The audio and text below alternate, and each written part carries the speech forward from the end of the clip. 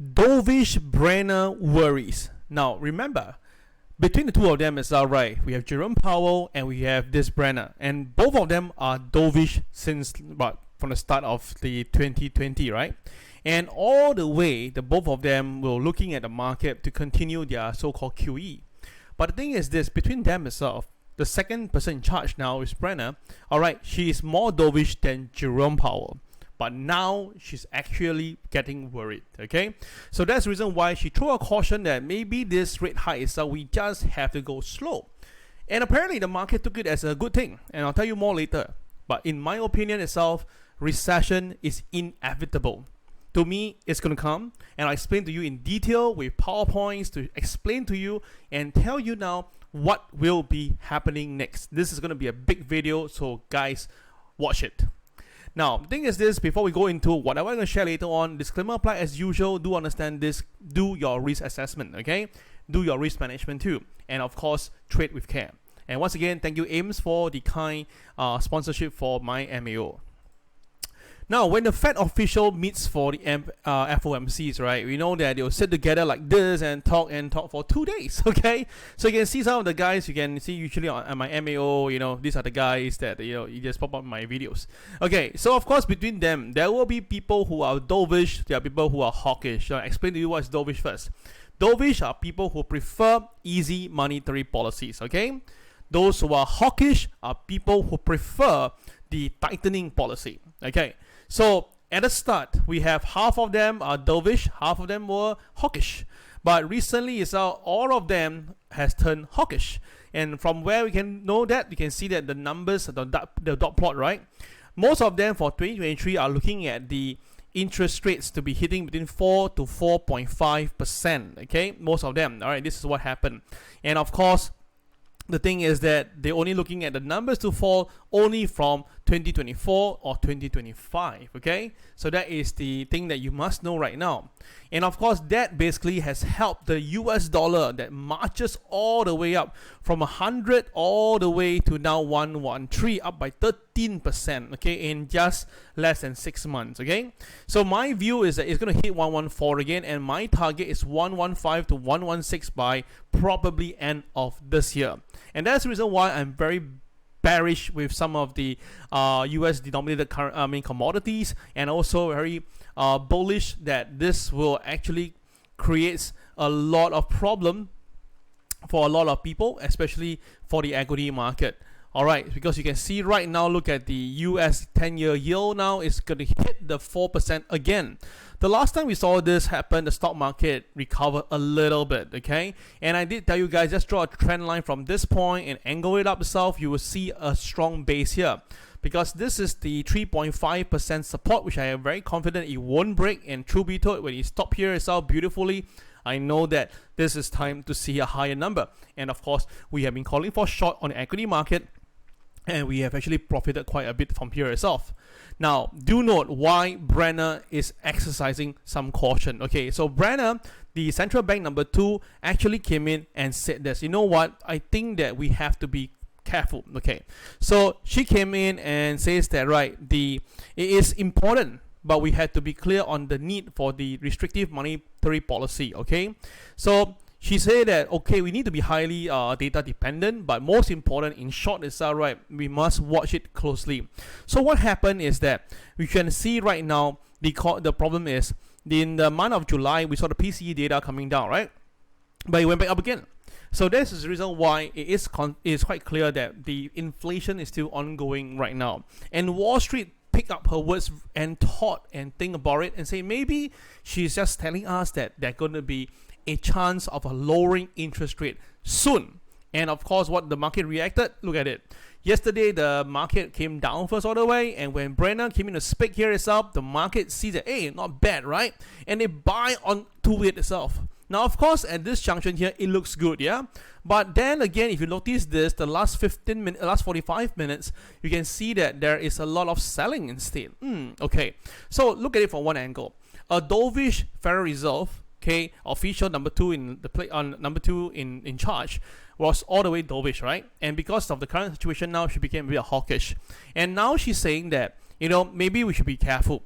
But to me itself, right, when you say this, yeah, the market can think that it's going to be a positive chance that there will be a consideration of this lowering rates. But from my another angle, I look at it itself that for a person who said this, that means that the current situation is actually very bad, right? You understand my point? So to me itself, if the Wall Street can read it from that angle, I can also read from another angle that this lady is actually telling us that something is really very bad. And that is the reason why I felt that the selling will kick in again, especially after what she said.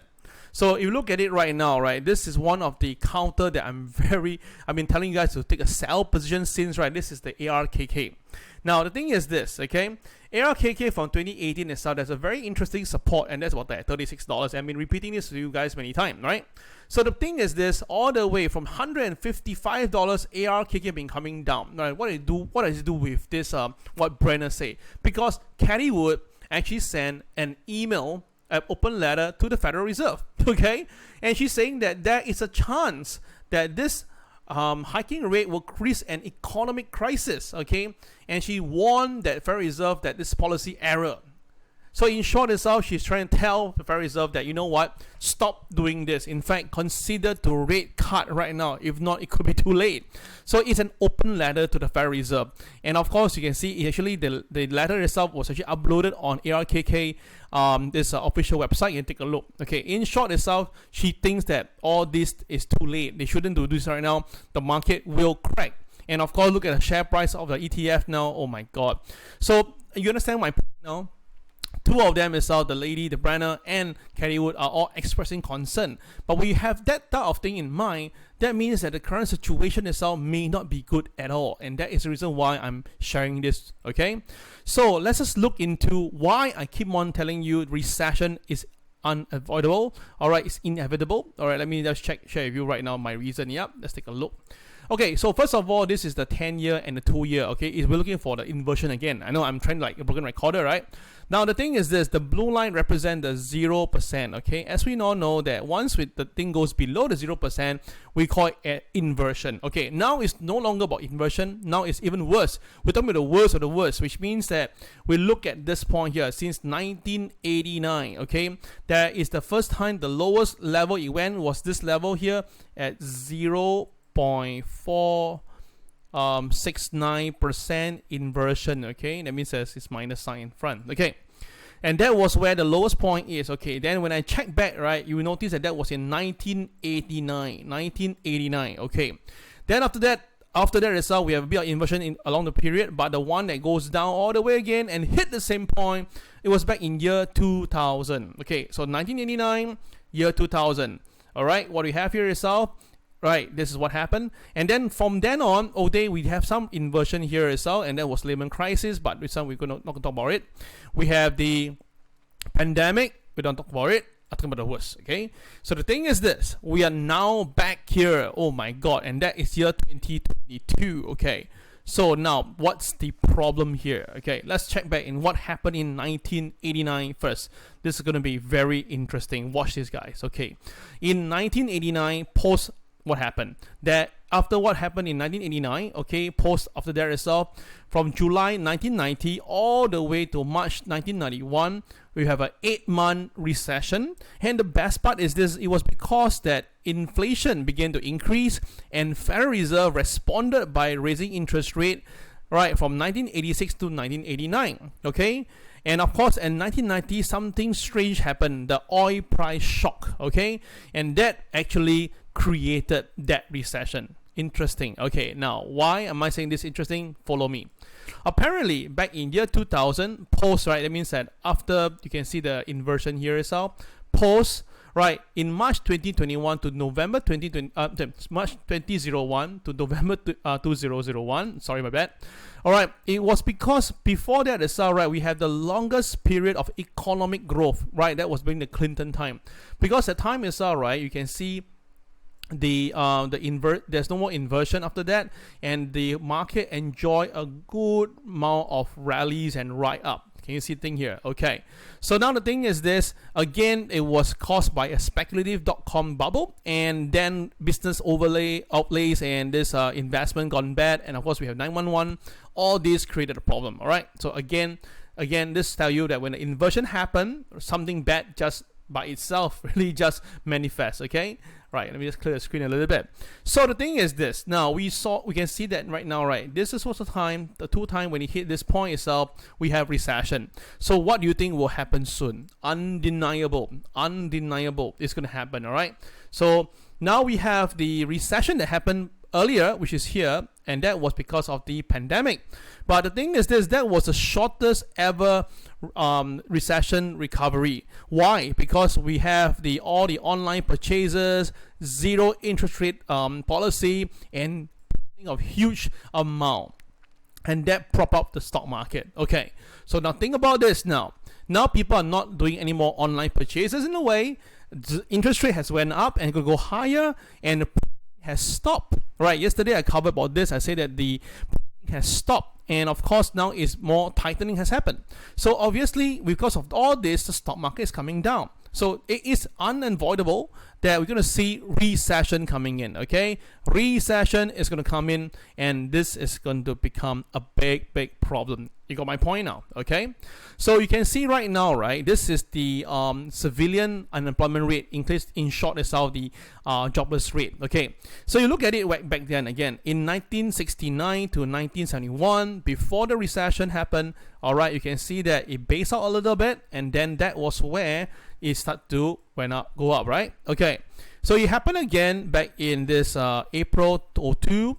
It also happened again back here itself. Okay, now that was in 2007. Okay, so now the thing is this, we are seeing a bit of upticking right now. Can you see that it is upticking as a base level?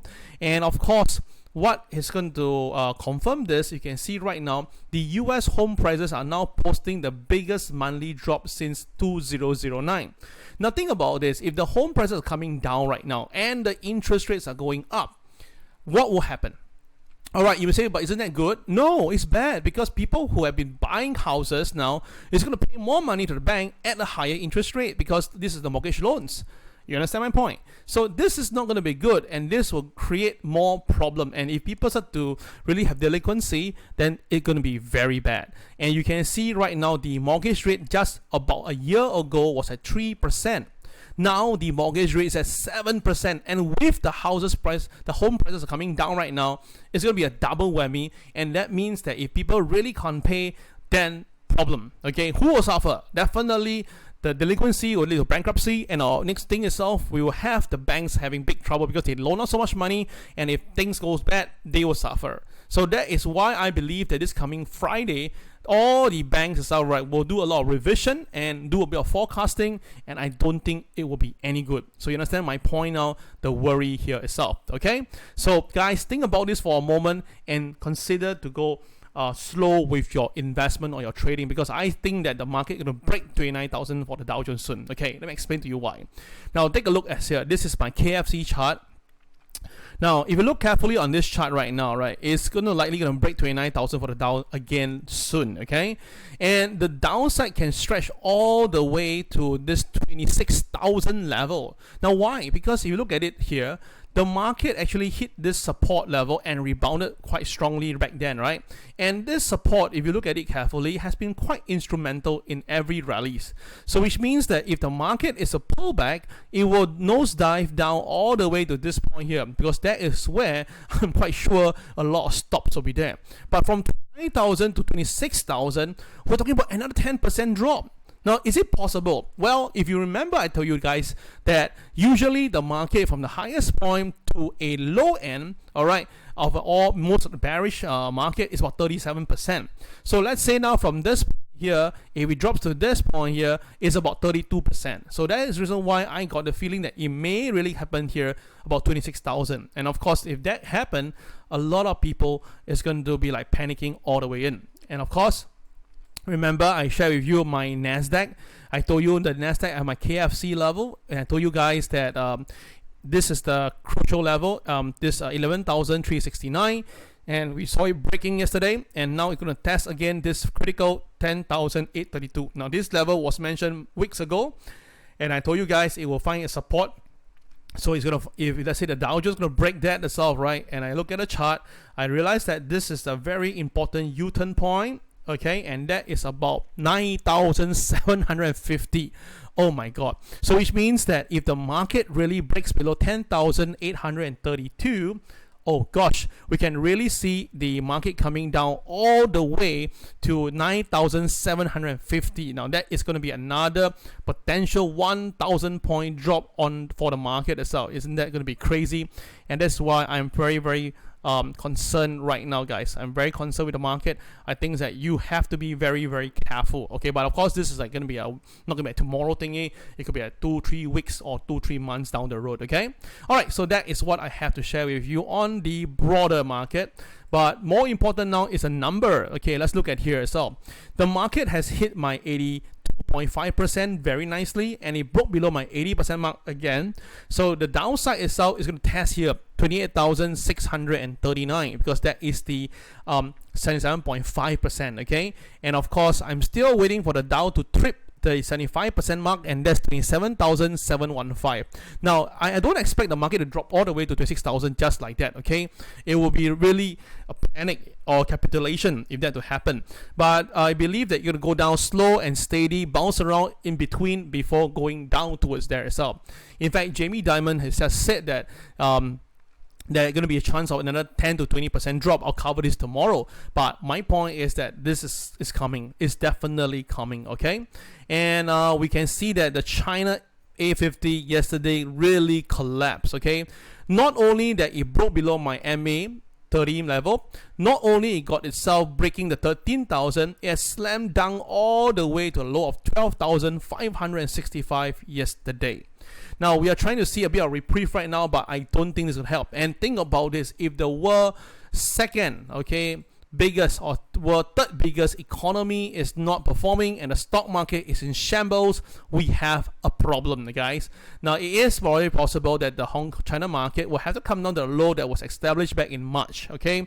Because I'm sure a lot of stop loss will be placed here, and boys will be boys, they will go for the kill. Alright, so 12,280 will be next. That means another 400 points. So if the China A50 drop another 400 points, that means the Hong Kong market will drop at least another 500 points. That is how I see it. And of course, what will happen to the US market? I'm quite sure the Dow will lose the 29,000 level. Alright. Okay, so let's just look at the market now with my TWB indicator and see what can we see from here. Now this is bad news, guys. Take a look here. Now we have the KSI and KRW both turning red, and I told you guys back then itself when it was marching upwards, I say, look, yes, my indicator is showing the cyan, but my KSI is red. I said that just be careful on the upside. And I was targeting 30,742, right? But when I saw the doji itself, I expressed my concern. And the next day when the market sell off, I know we are in trouble. And of course, when my arrow comes out, oh gosh, that's bad. Because when KSI and the KRW comes together in line, the arrow will come out. Okay, this is a new feature that we have, and bang, now the selling is going to happen. Now, today is a DJDD, Doji Directional Day. So the market now has lost the MLP at 29,229. It was tripped this morning, but it's coming back down now. I believe tonight we're going to see this figure, 28,732. Why is that so? Because you notice this pivot tool and my KCB is actually a stack. Okay, it's a stack. So that's why I feel that the downside is inevitable. It's going to come back down to here. Now the support will be the BNB SL level at 28,609. The market has to stay supported. If not, the next two KCB must hold. Once the market loses this 2 KCB level, which is 28,315 and 28,462, the next target will be 27,543. Okay, this is the level that the market can really go down. So if the market really do that from where we are right now and goes down to here, oh my god, that's about 1,500 points downside. Okay, so that is why I've been telling people this. There's a chance of seeing a 2,000 point downside soon, and it really seemingly is happening right now. Okay, so that is Dow Jones. Let's look at the Nasdaq. The Nasdaq also have the same thing. We have the red arrow coming up, and now is going to lose the MLP. The MLP is 10,966, so it's trading below right now, and now it's strongly supported by here, which is the BNB SL level at 10,831. Yesterday the market came down, touches it and rebounded, but created a DJDD. So if tonight, if the market really follow through and breaks the 10,831 level, then the downside could bring it down all the way to 10,510, because apparently now the pivot one is 10,882. So that means that there will be a fight around here, but once the market loses this level, the selling should be able to bring it here. And of course, same thing again, you have the red arrow here, means the KSI and the KRW are now in the same direction. S&P 500, same thing again, DJDD. Apparently, don't you notice that the last few days is right? The market is just like, moving together. And it's like when the Dow is down, the Nasdaq is down, the S&P is down, they move in tandem. So what is happening right now is that means it's program trading right now, and everybody just follow through, right? And this is bad because the last time we saw this was during the Lehman Brothers time. Okay. Now we have a bit of interesting fact here as well. The S&P 500 KSI is green, so that means that there's some buying instead. So it's a bit different here, but we follow the chart. If the market stay below 36.20 for the MLP, right? Okay, which is now, then most likely you're going to test the support here at 35.58. I repeat, 35.58. And once the market loses this, the first test and support will be at 35.43. Now, at 35.43, the market has to stay, because you can see there's multiple stacks around here. So that means that this number 35.43 must hold water tonight. Now, if the market really fail to hold above it, then 34.19 will be next. 34.19 will be next. Okay. Now, Hong Kong is in bad shape. Now, earlier I saw a Bloomberg article saying that there's a lot of Hong Kong properties now are not able to sell off, and it's stacking up. And because why? People are living, okay? People are really leaving Hong Kong, and we also have the people who are not able to pay their bills and their debts. And the crazy part is that the political scene itself is a bit of turmoil there, so people are running out. If you look at Hong Kong, let me take a look here yourself. Now, I've been calling for short on Hong Kong since it was 22,000, remember? And all the way now it's already at 17,000. It's 5,000 point drop. And if you look on the heyday time, this is like, this is where it is. The heyday time, Hong Kong was at 30,000. So the market has almost lost 50%, almost there, 50%. And it seems to be continuing because of whatever I just said earlier. So if the Hong Kong market later on breaches 16,871, that means if it breaks below the pivot 2, oh gosh, the selling can be bad. And you notice this, I don't have any more technical lines around here, so that means that the selling can be really drastic, okay? So traders, be very, very careful, all right? Now, Nikkei. All right, Nikkei is coming off, definitely is coming off, because the dollar, okay, although the dollar is strengthening, right, but the equity market is having a trouble. So now we have a bit of a problem here. A few days ago, the KSI and the KRW both are actually on the positive side, and you can see the market struggling to stay afloat, right? But today, DJDD day, the market resisted exactly at pivot 1, 26681. Let me show it to you right now, live. Okay, moment. Oops, sorry, I pressed the wrong button. Should I choose the M5? M1, you have a lot of the data coming in. It will take a while for it to actually regenerate. So just gonna take a while to regenerate the screen a little bit. Okay, it's up. Let's take a look right now. You can see how beautiful is this, guys. Look at it. This is what happened. You can see the Nikkei tries to go past 26,682, but once it failed, you can see that once it failed to stay afloat, bang, the selling comes in.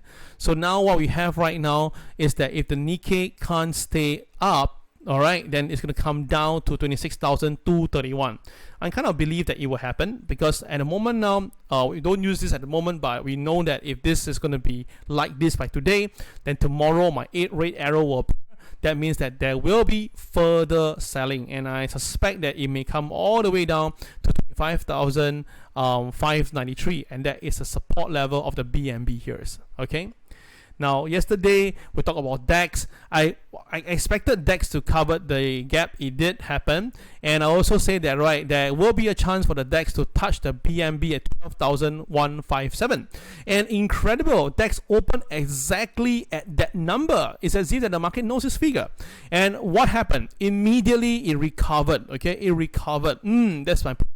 Now, because And that was a time whereby Brainard was talking too, right? So the DAX market actually got to see the recovery. But the problem is now with the current futures now is down to, there will be a gap down. And I suspect that it will gap down to about the 12,000 area, okay? Now KSI is green right now, but my KRW is red. So if later on, if ever the KSI turn red, then the selling should able to bring the DAX all the way down to 11,850 range, okay? It is actually very, very possible, all right? So that is why I say that the whole market is in shambles and you just need to be very, very careful, okay? Now look at gold right now, okay? Now that's the, this is gold. Okay, let me just refresh my screen.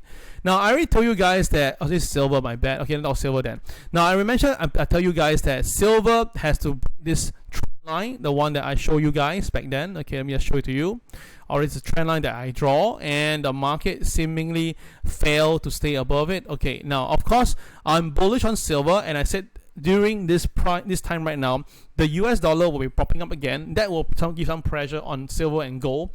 But if every time silver come back down to $18, it will be a buy. I already said this many times. So now it's coming down to 1945, and because it has lost the MLP today, so I suspect that if the market loses the $19, there will be a possible what they call shot down to $18. Now I'll be putting a bid to buy here itself, because I think at $18 is a very good buy, and of course if you can go down to $17, it'll be even better. Okay, all these numbers are what I've been saying, so I think that we can consider to buy cheap. Okay, for traders, you can take note of that. All right, so that is silver for you. Let's look at gold right now. Now gold is a CCYR today, so which means that if the market stays below MA30 and below MLP at 1682, most likely this gold will come down to test 1658. Now I already put I will be shorting the gold, and I told you guys at 1661 can consider buyback. Today it just missed the 1661 just by a couple of cents. I believe that it may test it again. So when that happens itself, right? Okay. This players will shorten the market, consider buyback some. If you hold further, then the market must break 1658 for it to go down all the way to 1628. Okay. Now at the moment now KSI is still green, but my KCX is turning blue. So again, there's a bit of conflict of signal here as well. Now, don't worry. So later on, if the KSI turn red and the KCX is still blue cyan, then of course we will see more selling. Okay, there'll be more selling down the road. Okay. All right, so we have gold and silver covered. Let's look at the oil market. Okay, let me bring the oil in. Okay, here we go, oil. Now we can see that oil yesterday. Now there's a strong resistance at $92. That's why you saw. You can see that this is my PTP level, 92.21. It's a strong resistance right now. Okay, and of course using my this TSCB as a strong resistance at 92.98 level. Okay, now the thing is this. Both my KSI and my this KRW both are in the buying, calling for a buy position.